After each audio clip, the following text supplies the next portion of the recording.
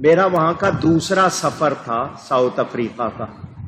جمعے کے بعد مجھے ایک صاحب اپنے ان کی دکان اس مسجد سے بڑی، اسٹور جو تھا نا اس مسجد کی عمارت سے بڑا، تو ان کا اسٹور تھا، سیکشن تھے، وہ وہاں لے گئے. وہاں پر کوئی یہودی فیملی آئی ہوئی تھی سودا خریدنے. انہوں نے اس دکان اسٹور کے مالک سے پوچھا یہ کون ہے؟ تو اس نے کہا کہ یہ جی ہمارے عالم ہیں.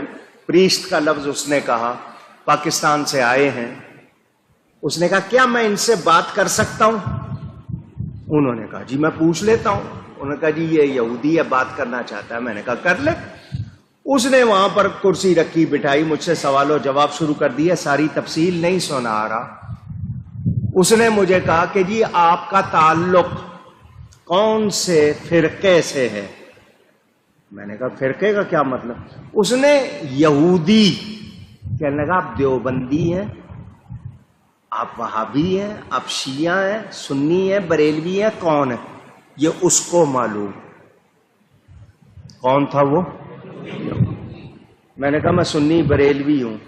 اس نے کہا اچھا ہری پگڑی والے، اس زمانے میں دعوت اسلامی والے سبز رنگ کا امامہ باندھتے. تو اس نے کہا یہ ہری پگڑی والے آپ ہی کے لوگ ہیں؟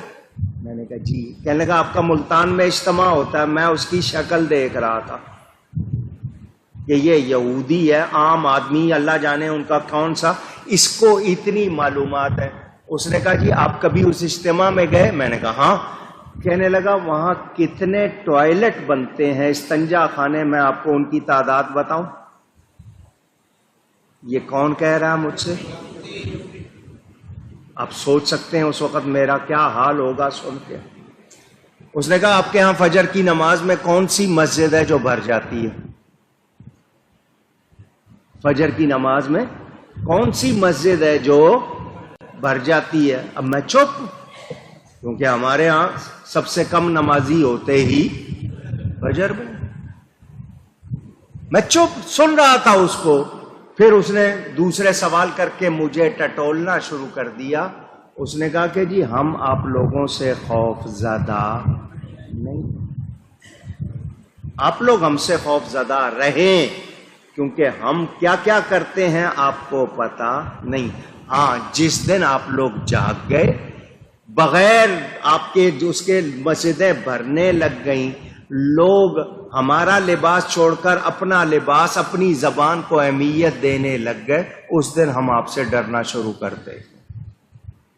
ہم نے اپنی زبان آپ میں ڈال دی، اپنا لباس ڈال دیا، اپنی غذائیں ڈال دی، اب ہمیں آپ سے کوئی ڈر. یہ سوچ. تو ہم دعوے کرتے ہیں مسلمان ہونے کے.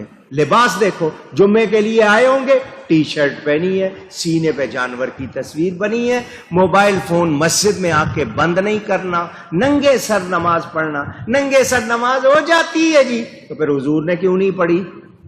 یا ان کو مسئلہ معلوم نہیں تھا؟ صحابہ نے کیوں نہیں پڑھی؟ وہ پگڑیاں باندھ کے پڑھتے.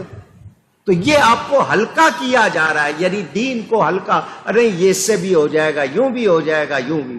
نتیجہ کیا ہے؟ شرم و حیا ختم ہو رہی ہے، غیرت ختم ہو رہی ہے. اور جس قوم سے حیا نکل جائے پھر اس میں کوئی خیر رہتی نہیں. تو مسلمان بننا ہے. ہم دعویٰ تو کرتے ہیں لیکن ہماری مسلمانی ہے کیسی؟